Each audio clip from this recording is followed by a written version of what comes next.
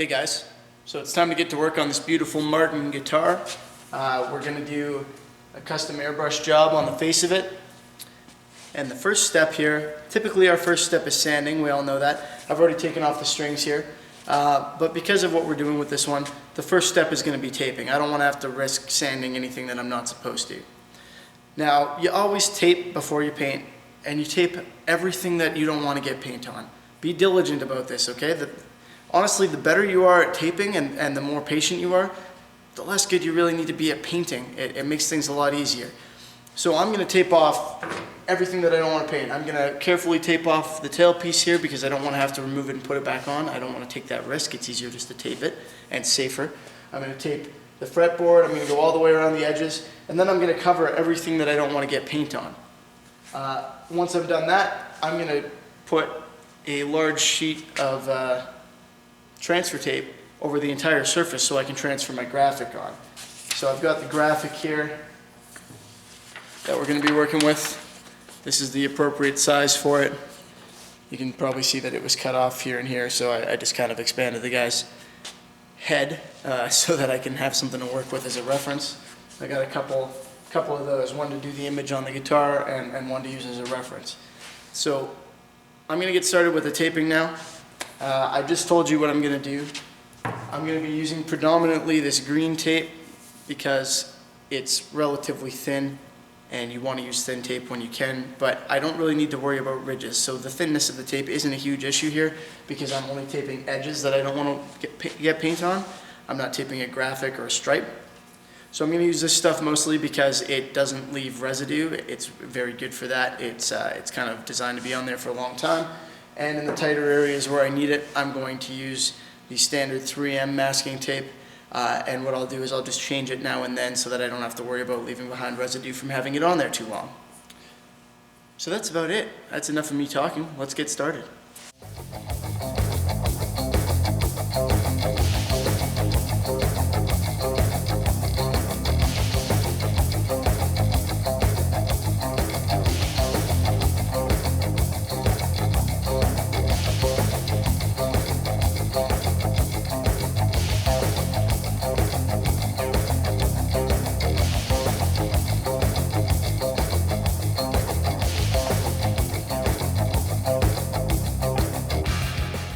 So I've gone through and very carefully taped around the edges of the tailpiece here. I couldn't do it with this tape because it wasn't sticky enough to hold onto the very small edges on the side, which is where I really needed that adhesion. So I used something slightly stickier. You can see that I've done the same with the fretboard, but because the fretboard's like a good 1/8 of an inch thick, it wasn't an issue. Now I've also taped over the pick guard here, as you can see. And now I'm taking a brand new razor. And for God's sake, be careful if you're going to do this, please. And I'm gently going around it. I'm going to try not even to push down far enough. Basically what I'm saying is, let's say that this is the pick guard and this is the surface of the guitar. As the tape comes off here, I've pushed it out like this, so it's coming down at an angle and there's a gap underneath it. So I'm going to try and cut around the pick guard and just hit that gap, that air gap in between, and not actually touch the surface, even though I'm going to be so tight into the pick guard that it wouldn't matter. I just want to be as careful as possible here. And that is why I need a brand new razor blade. Because older razor blades aren't sharp enough, and you have to push down harder to get them to do their job. Alright, so that's our pick guard done very carefully. Got all our edges taped. One thing you need to remember when you're doing an acoustic guitar, we don't really want a bunch of junk in this sound hole. So we're going to do that next.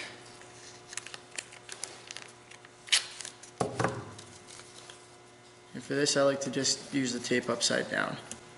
I find that that's the easiest way.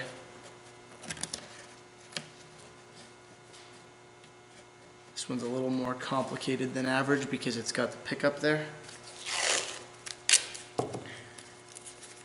What I do is just make sure that I'm hitting all of the edges.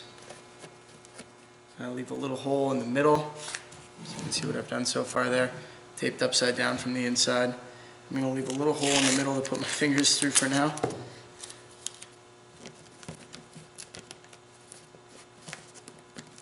This is actually the easy part, believe it or not.